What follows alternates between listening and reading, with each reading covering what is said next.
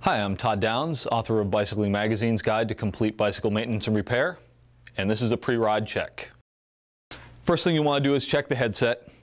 Simple bounce of the front wheel or grabbing the front brake and rocking it back and forth can tell you whether your headset is loose or not. One of the most important things you could do is double check your quick release skewers. Make sure they're tight. Pull each one open and reclose it.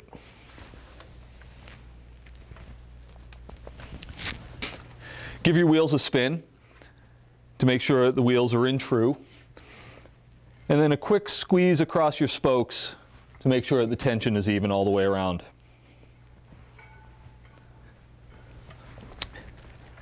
On the rear wheel, you may note that the spoke tension on the drive side of the wheel, the sprocket side, will be higher than the tension on the non-drive side of the wheel. This is perfectly normal.